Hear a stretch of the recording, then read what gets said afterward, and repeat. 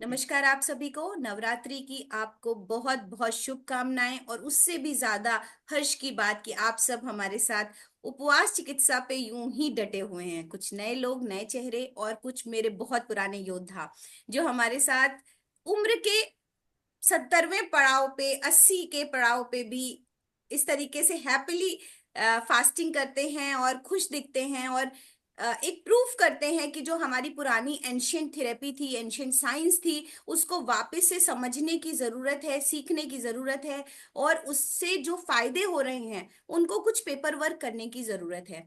तो वापस से मेरा यही मुहिम है कि हम वापस से जो हमारी प्राकृतिक चिकित्सा है उसमें ही एक पार्ट है उपवास चिकित्सा का, यानी आकाश तत्व का अपने शरीर में क्रिएट करने का। अगर हम हर वक्त खाते हैं तो आकाश तत्व की कमी हो जाती है, स्पेस मतलब रिक्त स्थान। और अगर रिक्त स्थान नहीं है तो आप बीमार पड़ने लग जाएंगे। इसीलिए समय समय पर इतने कट्टर विश्वास के साथ उपवास धार्मिक ग्रंथों में बनाए गए। तो अगेन हमने कल किया जलोपवास, जिसमें हमने सिर्फ पानी नहीं लेने दिया। बिकॉज पानी जो आ जा रहा है उसमें कहीं पर कोई और आरओ का पानी यूज कर रहा है, कोई फिल्टर्ड यूज कर रहा है, कोई कुछ, तो इससे मिनरल्स की कमी हो जाती है बॉडी में। तो जो पानी कभी हुआ करता था वो आज पानी नहीं है। लाइक पर्वतों का रनिंग वाटर जो हमें मिलना चाहिए था, जिसमें मिनरल्स और न्यूट्रिएंट सबसे ज्यादा थे, वो ना होने की वजह से हमने आपको नारियल पानी और नींबू शहद पानी को यूज करने को कहा। हाँ, ये बात सच है कि शहद सही मात्रा में, शुद्ध मात्रा में नहीं मिल पा रहा है। तो ऐसे में आप जैगरी गुड़ यानी देशी खांड, गुड़ के प्रोसेसिंग में भी कुछ मिलावट हो सकती है, पर जब देशी खांड का इस्तेमाल कर सकते हैं आप, और थोड़ी बहुत मिश्री का इस्तेमाल किया जा सकता है। कोशिश ये थी कि नेचुरल सॉल्ट, सोडियम नींबू से लिया जाए और जो मिठास है उसको शहद या खांड से लिया जाए। अदरवाइज अब जो कि हम फ्रूट फास्टिंग और जूस फास्टिंग पे हैं, तो मिठास फलों से ही ली जाए और जो नमक है वो खीरा, पुदीना, धनिया, नींबू इससे लिया जाए।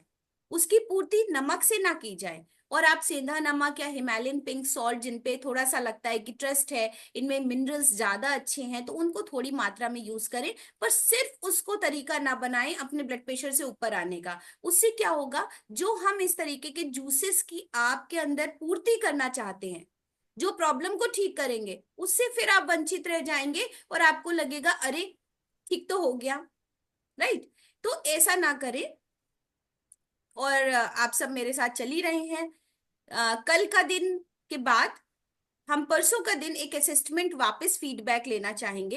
एक फॉर्म भी हम आपके ग्रुप पे जो आपने ज्वाइन किया है उस पे भेजेंगे और उस फॉर्म को ईमानदारी के साथ भर दीजिए, जिससे आगे रिसर्च वर्क करने में आसानी हो जाएगी कि वाकई उपवास चिकित्सा में 80%, 90%, 95% कितने लोगों ने मतलब अच्छा फील किया, और कितने लोग ये मानते हैं कि वाकई वजन तो ऐसा नहीं है कि सैचुरेटेड रहेगा, क्योंकि हम अपनी वापस जिंदगी पर आएंगे, वापस फूड खाएंगे और वापस खूब सारा खाएंगे। तो वजन तो धीरे धीरे, लेकिन ये 6 महीने पे इसलिए जर्नी बनाई गई है कि जो जैसे अभी जो लॉस किया आपने, 2 किलो, 2.5 किलो, 3 किलो, जिसकी बॉडी में जितना ज्यादा था ऐसे कह सकते हैं, तो उतना लॉस जो है वो 1.5 से 2 किलो तो अगेन जब आप खाएंगे तो आ जाएगा। लेकिन मैं जितना विश्वास के साथ कहती हूँ कि ये जो डबल चिन गई है ना, ये जो आर्म्स का फैट गया है, ये जो थाइस का फैट गया है, ये जो शरीर में हल्कापन आया है, वो नहीं आएगा इतनी जल्दी। और जब आएगा तो 6 महीने हो चुके होंगे, तो हम फिर वापस आपके साथ होंगे। कुछ लोगों का मैसेज है, अभी जो लोग भी मैसेज कर रहे हैं अभी हम ले लेंगे वापस से उन मैसेजेस को लास्ट में। कुछ लोगों का मैसेजेस था कि 6 महीने बहुत ज्यादा होते हैं। उस समय जब प्राचीन टाइम में बनाया गया होगा ये 2 बार चेंजिंग वेदर पे इम्यूनिटी इनहेंस करने का तरीका, वो उस समय पे बहुत समय पहले की बात थी। अभी पोल्यूशन ज्यादा है, हम फास्ट फूड ज्यादा खाते हैं, हम इरेगुलर ज्यादा हैं, तो हम इस सेशन को एक बार 3 महीने बाद ब्रेक कर ले और पुनः एक हफ्ते का एक प्रोग्राम डिजाइन करें। ऐसा बहुत सारे लोगों का मानना था। मतलब लाइक मंडे से सैटरडे, संडे तक का, मंडे से सैटरडे तक का ऐसा एक शेड्यूल। तो वो मैं देख लेती हूँ कि 3 महीने में कौन सा मंथ स्पिरिचुअल दृष्टि से अच्छा मिल रहा है, वो हम आपको पब्लिश कर देंगे आई थिंक कल या परसों तक। कोशिश भर उसमें कोई फेड नहीं होगा इधर उधर, पर हो सकता है कि कुछ इमरजेंसी आ जाए, बट अभी तब तक हम उसी को लेके चलेंगे कि 3 महीने बाद हम फिर जुड़े, वो कुछ अमाउंट में पेड होगा और जो आपके लिए जेन्यूनली आप दे पाएंगे। ठीक है, तो ये तो बात हुई हमारी आगे की। अब आज शुरू करते हैं कल का डाइट प्लान। कॉपी पेन निकाल लें, सभी जुड़ चुके हैं। कल के डाइट प्लान के लिए सबसे पहले सुबह अपना तुलसी जल चलेगा। 9 बजे अपना रेजिन जूस चलेगा। रेजिन जूस को भी बदल बदल के आप यूज करें, बदल बदल के यूज करें, आपका मन लगेगा। जैसे आपने अगर खजूर यूज किए हैं तो आप मुनक्के और अंजीर यूज कीजिए, किशमिश और खजूर यूज कीजिए, ऐसे करके आप बदल सकते हैं। कल काजू भी कुछ लोग डाल सकते हैं। मेवा मिल्क इसे कहते हैं, और ये जिस पानी में भिगोया जाता है उसी पानी में बनाया जाता है। आइदर कुछ अमाउंट ऑफ कोकोनट वाटर, नारियल पानी यूज कर सकते हैं, बट हमें लगता है कि धो करके आप जिस पानी में भिगोएंगे उसी में यूज करेंगे। काजू का पानी भी पी सकते हैं, पर बादाम के पानी को सिर्फ अलग भिगोएंगे और उसको फेंक देंगे। ठीक है, तो अभी सब क्लियर है। मेवा मिल्क आप अलग अलग तरह से बना सकते हैं। कल काजू भी डालिए, बादाम अलग भिगोइए, किशमिश मुनक्के डालिए, मैं बोलती हूँ आप लिखो इसको। 5 बादाम अलग भिगोएंगे और एक दूसरी जगह पे 5 काजू, 5 किशमिश, 5 मुनक्के और 2 खजूर। आप इनसे बना के देखना।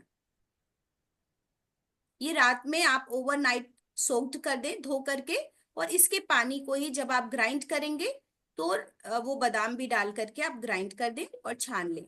सिप कर करके ही पियेंगे। उसके बाद 11 बजे आप फल खाएंगे।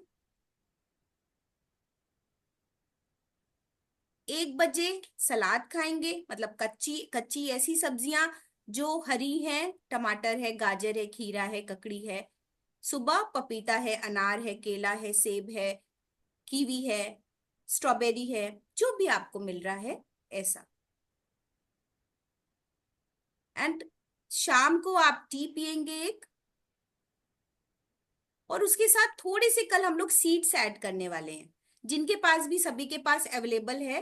पंपकिन है, सेसमे है, अलसी है, चिया सीड्स हैं, उनको ड्राई रोस्ट कर लेंगे। जो भी बीजे हैं, नहीं है तो तिल होगा सभी के पास, तो सेसमे सीड्स है, तिल है, उसको ड्राई रोस्ट करके रख लेंगे। और उसको मिश्री के साथ या किसी चीज के साथ आप 2 चम्मच खाएंगे।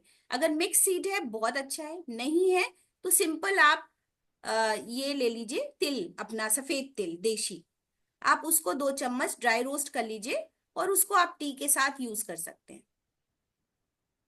सब लोग सोच रहे हैं थोड़े मखाने लिख दें, ठीक है, थोड़े 5 मखाने, 5 सिर्फ 5, हाँ, क्योंकि फिर हैवी हो जाएगा।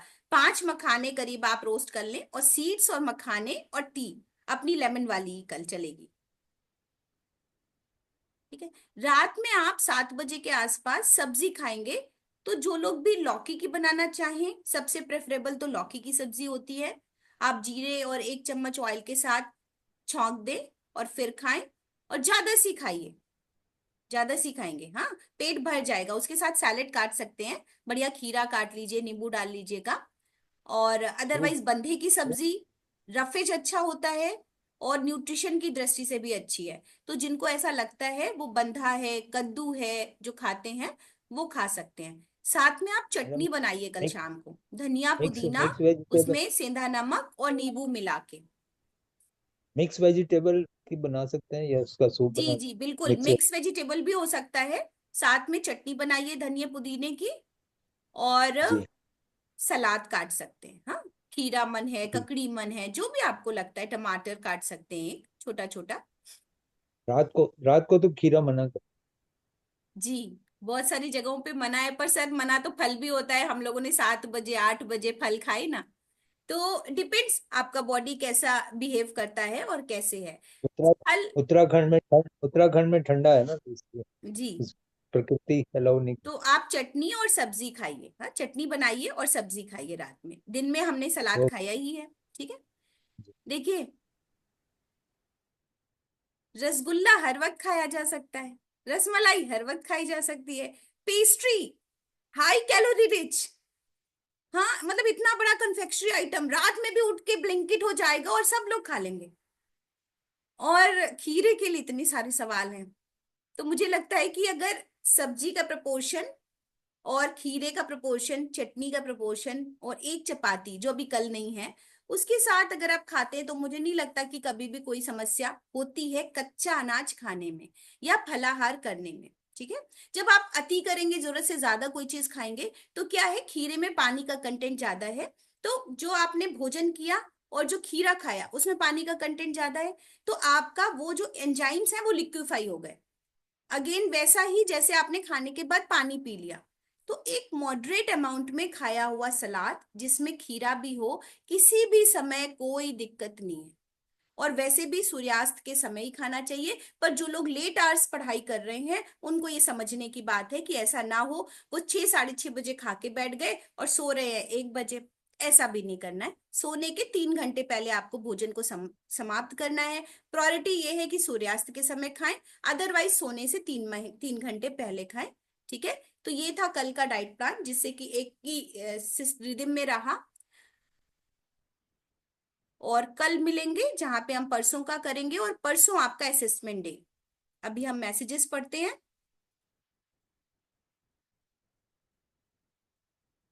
अब तो अनाज खाने का मन नहीं कर रहा है।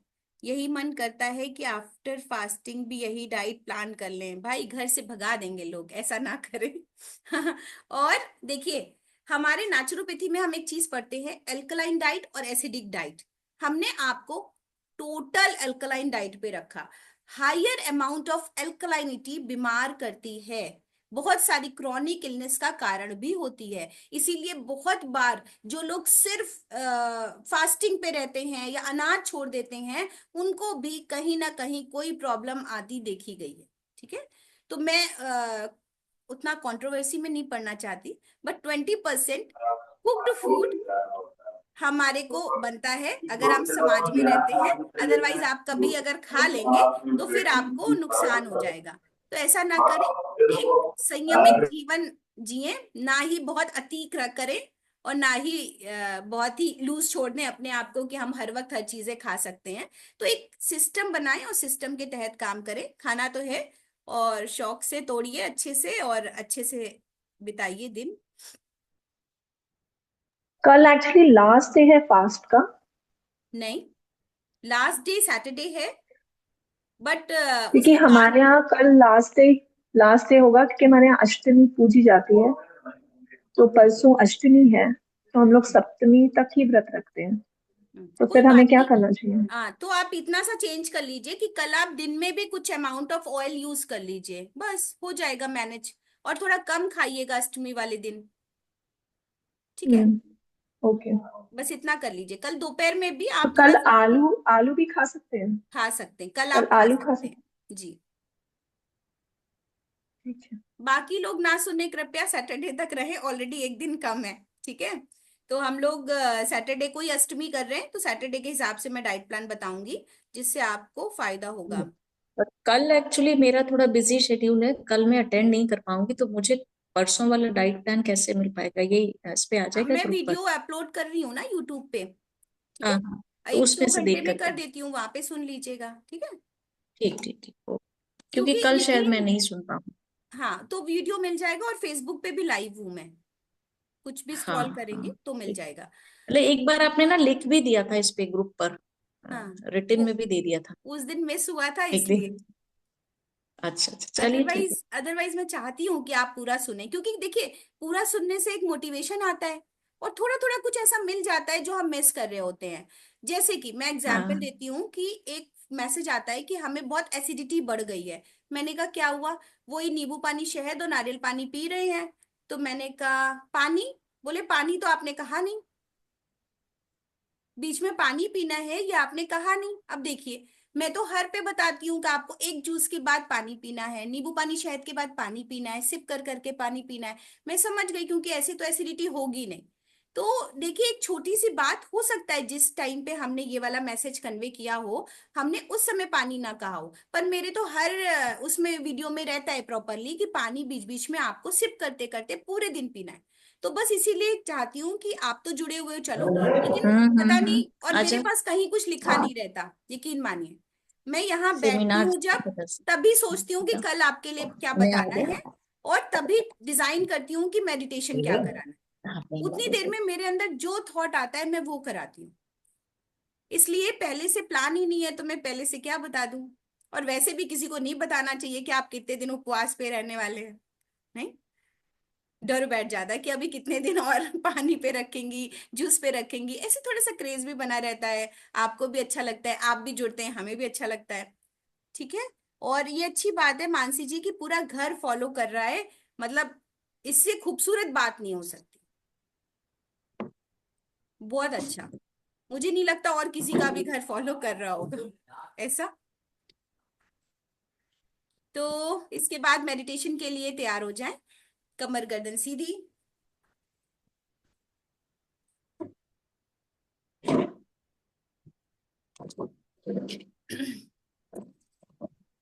आंखों को आहिस्ता से बंद कर लें, रीढ़ की हड्डी सीधी। अपनी आती जाती श्वास पर ध्यान केंद्रित करें। Collect your all the concentration around your nostril, upside the upper lip.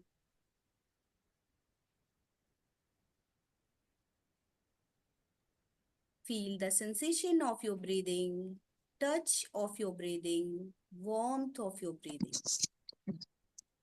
Voice कम आ रही, वॉइस कम आ रही, साउंड प्लीज। मैं थोड़ा तेज बोलती हूँ सर, फुल तो है यहाँ से। आंखों को बंद रखेंगे, रीढ़ की हड्डी सीधी, स्पाइन इरेक्ट। आइदर बैठ जाएं, आइदर लेट जाएं। पैर लटके ना रहें, अगर पैर नीचे रखे हैं तो स्टूल नीचे हो।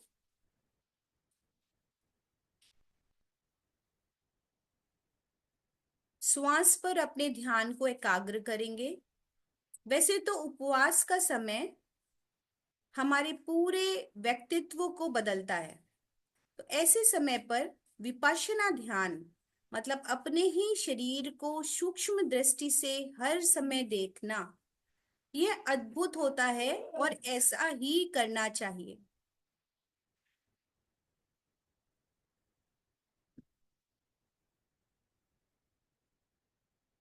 अपने शरीर की छोटी छोटी हरकत को छोटी छोटी कोशिका में इंजॉय करते हुए खुशी से देखना चाहिए, जिससे हमें ये आभास होता है कि मैं दुख में, सुख में, कष्ट में, खुशी में, सभी में एक समान रहता हूं।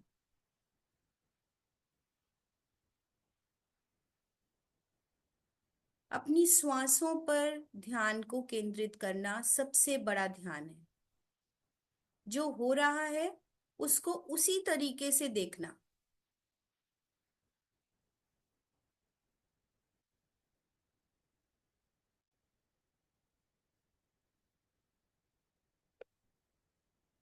अब आहिस्ता से अपने ध्यान को अपने मंदिर में ले जाएं, जहां आप बैठे हैं वहां से अपने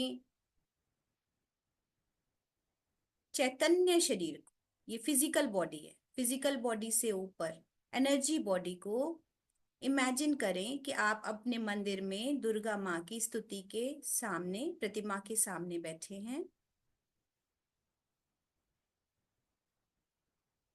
और हमने एक हवन कुंड सामने रख लिया है। एक हवन कुंड सामने रखिए, और हवन सामग्री भी है आपके पास, घी भी है। हवन सामग्री को हम तैयार करते हैं जिससे लौ खूब अच्छी जाए। उसमें हम मिश्री, मिष्ठान और घी डालते हैं। पानी साथ में इसलिए रखते हैं कि अग्नि बहुत प्रज्वलित ना हो जाए। और हमारे अंदर जितने इमोशनल डिस्टरबेंसेस हैं, हम आज उनकी आहुति देते हैं। इस तरह की ध्यान साधना का अपना महत्व है। कुछ देर दुर्गा जी की प्रतिमा को निहारें, ध्यान से देखें। हम सब रिचुअल्स में लगे रहते हैं। जब भी मंदिर जाते हैं प्रेशर में जाते हैं, जब भी पूजा करते हैं बहुत सारा प्रेशर दिमाग में, जाना है, ये करना है, नीचे ये हो रहा है, या इतने सारे काम है, मन शांत नहीं होता। एकदम शांत मन से एक एक चीज पे त्राटक करें, मतलब भाव विभोर होके उनकी प्रतिमा, अष्टभुजी मुद्रा, सवारी, उन सभी को देखें।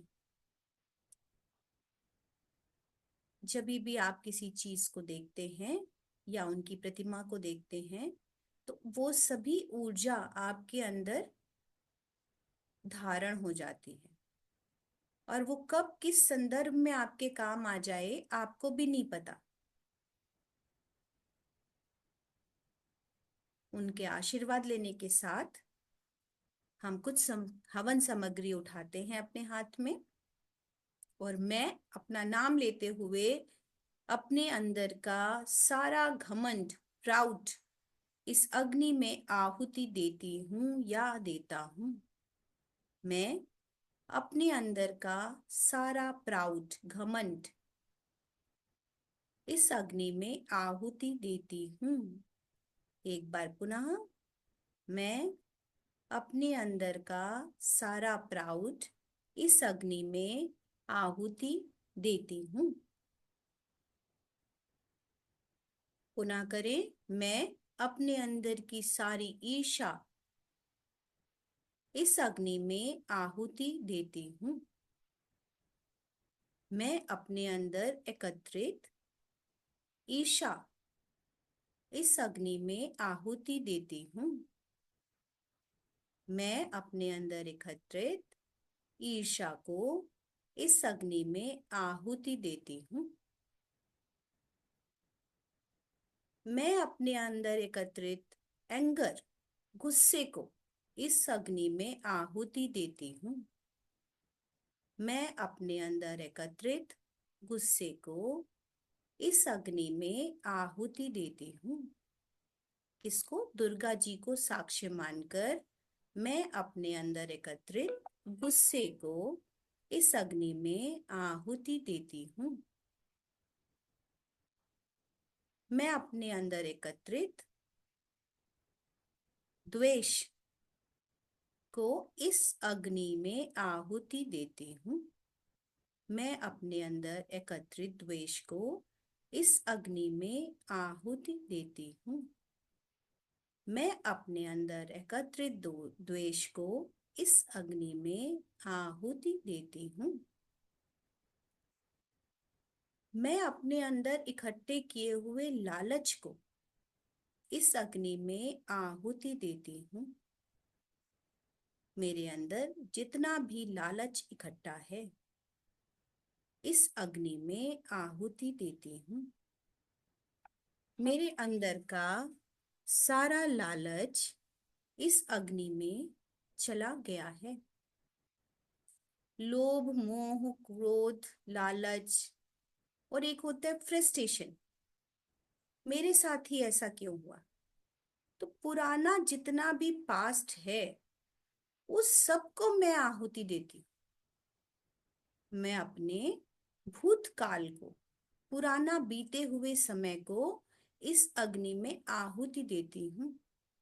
मैं अपने सारे अच्छे या बुरे सभी कर्मा को इस अग्नि में आहुति देती हूँ। कुछ देर बैठें और देखें कुछ शरीर में हल्कापन सा महसूस हो रहा है।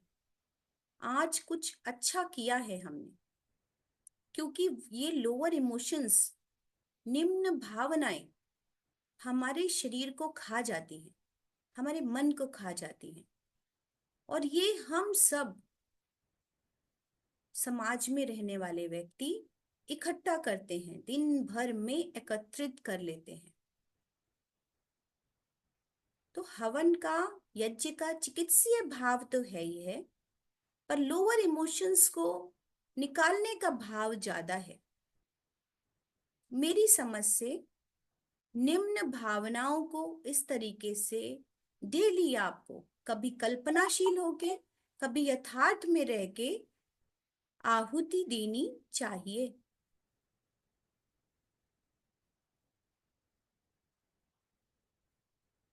ये सारी आहुतियां आप अपने मन से भी दे सकते हैं। कुछ देर में पॉज लेती हूँ।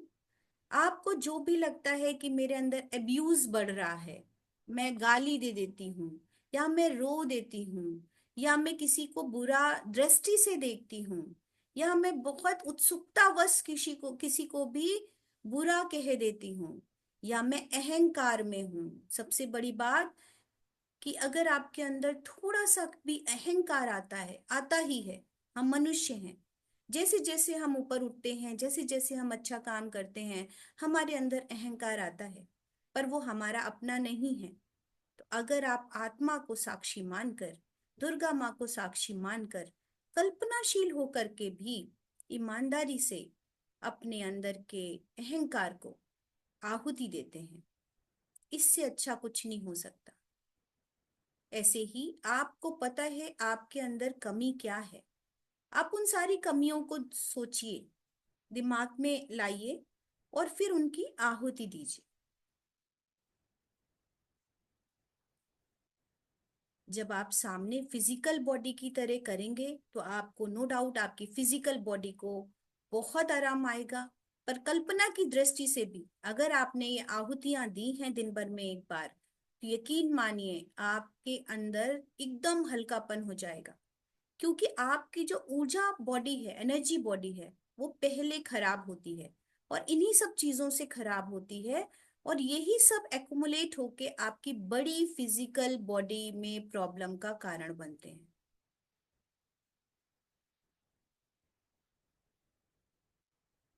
सामान्य श्वास, जो भी आपके रिचुअल्स हैं, पानी से आचमन करके दुर्गा माँ को नमन करें और एक संकल्प 3 बार दोहराएं, जो शायद आपने एक बार लिया हुआ है। जो भी आप इस का फल चाहते हैं, वैसे तो हर वक्त ब्लेस्ड रहिए कि ईश्वर हमारे साथ है और हमारे सारे कार्य बन रहे हैं। फिर भी अगर भोजन बनाना है तो आंच पर्याप्त रखनी पड़ेगी। इसी तरह जो आपने ऊर्जा इकट्ठा की है उसका कुछ ना कुछ मान रखना पड़ेगा।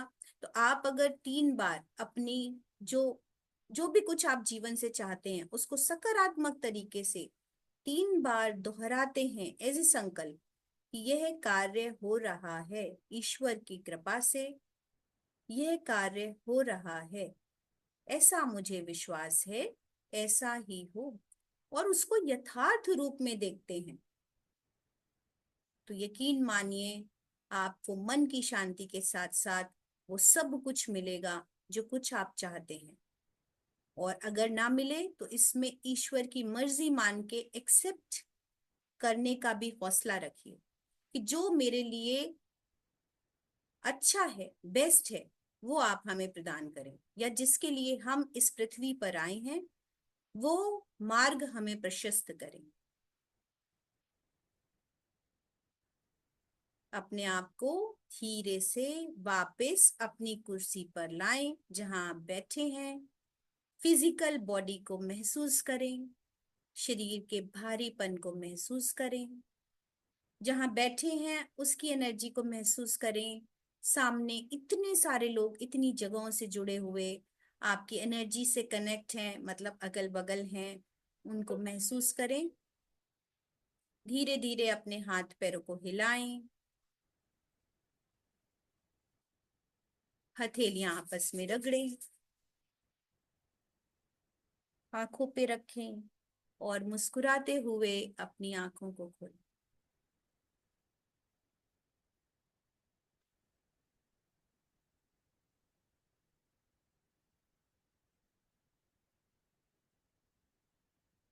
धन्यवाद आप सभी को। आपका दिन शुभ हो। ये रिकॉर्डेड सेशन आपको मिल जाएगा, कल पुनः मिलेंगे 12 बजे। धन्यवाद। Thank you ma'am.